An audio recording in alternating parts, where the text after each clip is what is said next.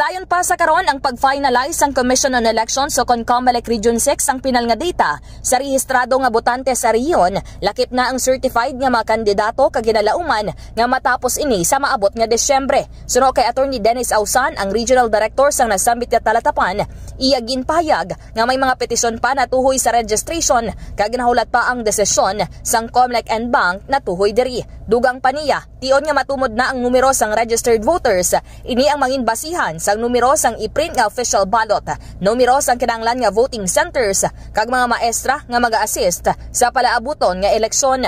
Pahayag pa sang natundan base sa ila inisyal nga data, linibo naman ang na-deactivate nga mga botante apang may pila pa ka mga nag-apelar. Yari ang kabahin sang pahayag ni Director Ausan.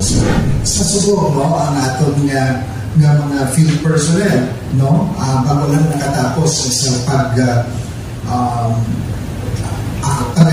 pag-take action sa sining mga applications for registration nila, no, sa pagkakasang nila. Sa karon may pila ka mga aktibidad nga ginahikot ang Commission on Elections kaangay na lamang sang pagpreparar para sa patigayunon nga roadshow sa mga automated counting machines kag ang pagparehistro sa mga social media accounts sang mga kandidato para sa eleksyon. Report nagikan sa COMELEC Region 6 ini si K5 Kim Montaño Caluyo para sa Kampiyon nga Balita Serbisyo Publiko kag kalingawan sa Iloilo. K5 News FM. Ang ining balita ang ginadulong sa inyo sang DTX Coffee Mix. Himo sa natural nga sangka pareho sang amarkuso, chia seeds, sugared cane extract powder. DTX Coffee Mix. Nakakapi ka na, naka-detox ka pa. DTX Coffee Mix. Mabakal sa mga butika.